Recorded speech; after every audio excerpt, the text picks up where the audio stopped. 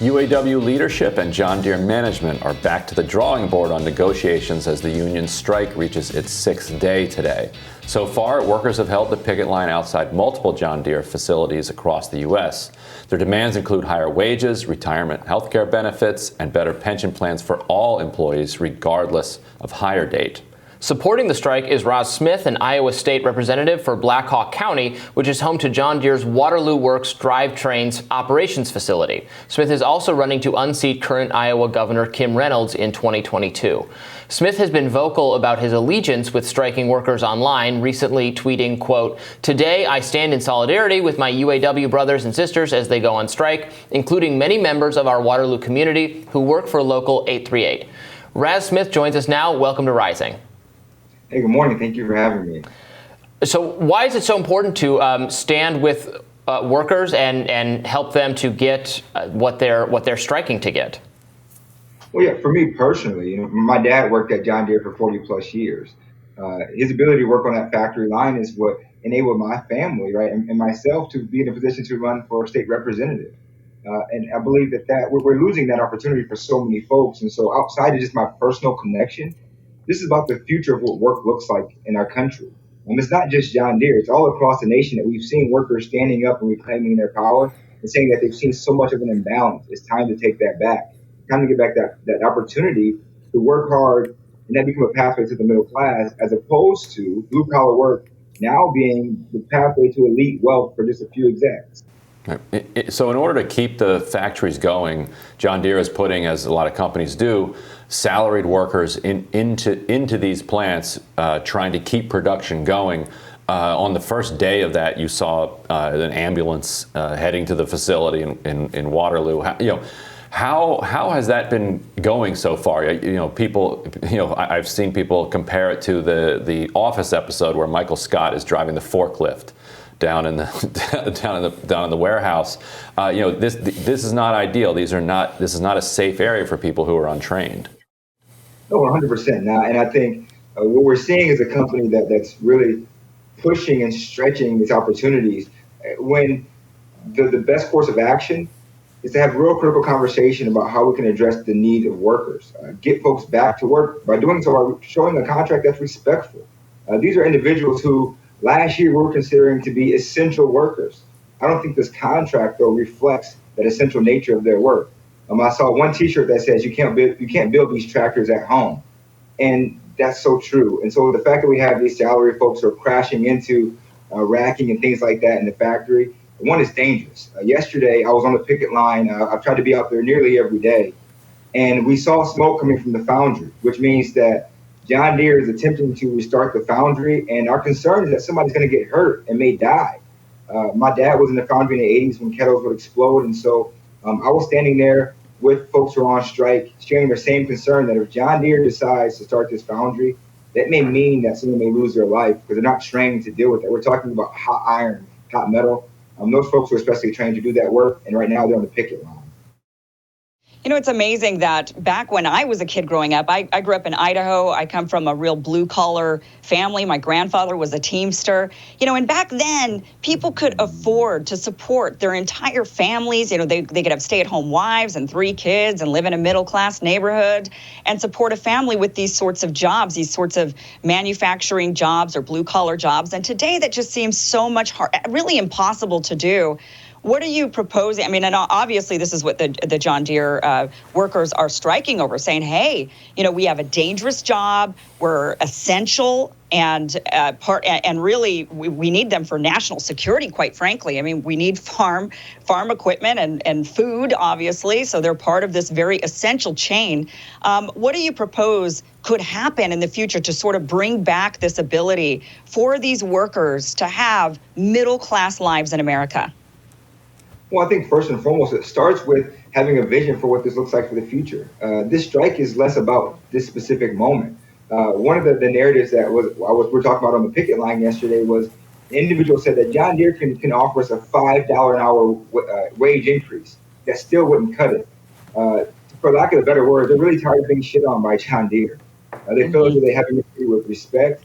And so for me, John Deere, first and foremost, needs to make sure that we're offering health care to folks and not creating this tiered system that, in my opinion, is meant to be a union busting technique. It's meant to sow division amongst workers. And right now they're unified more so than ever before. And so making sure that we have a contract that gives health care to folks when they retire, that has a competitive pension, that doesn't allow you to be someone who's a welder and you're working for $9.26 an hour when you can go to a Quick Star, not put that same stress on your body and make maybe $18 an hour. This is about creating a platform that enables folks like my dad to be a black man who came from Mississippi and able to buy a home on the east side of Waterloo when so many other folks weren't. This is a pathway to the middle class that has generational change, and that's what this contract needs to reflect.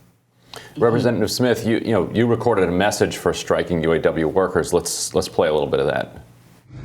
Hey, just got over to my parents' house. I'm going to pick up my mom. She's one of those spouses of a retired John Deere employee who's losing her health care. I believe this is a tactic for John Deere to try to squash the strike movement. But we're going out in support of workers reclaiming their power. We understand this moment is much bigger than just now. This is about our future. And so when all the opportunities for photo ops are over, it's important that as a community, we do our part to support these folks. These are families that are going to be, missing out on food on the table potentially. And so as a community, it's not about Democrat or Republican. It's about us coming together to support folks who are fighting for all of our future.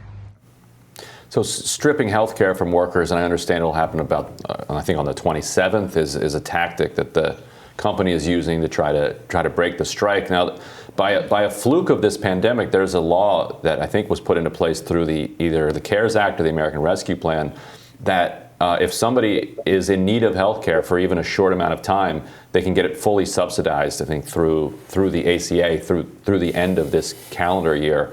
Am I right about that? And are workers aware? Obviously, they might have to change plans, but it's still a fully subsidized health care plan, which could give them more leverage against the company. Are workers aware of that option that they have? They are. I also believe that the UAW International is doing a really good job of making sure that they provide healthcare benefits to individuals who are right now on strike. I know I was at the Union Hall yesterday having conversations, and when you walk in, right, there are folks who are standing at the front door ready to help you navigate this difficult time. And so I truly believe that we'll have that part taken care of. One thing to be mindful of, though, is that it's still fresh. This is still something that is getting a lot of media coverage. What about next week, the week after that? In a month from now, around Thanksgiving time, when we're really feeling the stress on these families and folks have missed a couple paychecks, that's when holistically as a community, we have to wrap our arms around these folks, making sure that there's food on the table, that we're supporting with childcare needs, that we're supporting with gas, fuel costs, all those things that we know are going to be pivotal to ensuring that not only can these folks continue to dig their heels in and say, we want more, we want better, but also can take care of their families, because this takes courage. This is a risk. Folks are stepping out on faith to reclaim their power. And my dad knew what that risk was like in the 80s when he was a part of that strike. And it provided opportunity for me to be here advocating and proxy, not only for him, but for the 10,000 John Deere workers across this nation that are standing out right now and saying they've seen this corporate imbalance for far too long. And this is about making generational change. And I stand in solidarity with that every single day. Are you optimistic that they'll reach a deal soon, the strikers and John Deere? I think the folks who are striking are preparing this for the long haul. I think that they are of the realization that this is bigger than any party affiliation, and that in order for them to take a stand now means that maybe their children won't have to be in the same position. There's a reason that we haven't done this in nearly 40 years. Right? My dad talks about 86, and that this is the most significant strike that we've seen since then. And I believe if we can dig in, if we can be bold, if we can make broad ask, then we won't have to do this again for another 40 or 50 years. And that is the goal, to have a contract that is not just reflective of this moment, but provides workers a foundation to make sure they have good wages, health care, pensions going into the future. John Deere, as we talked about earlier, used to be an employer where you could work hard and get ahead and build a middle-class life for your family. We're losing that every day.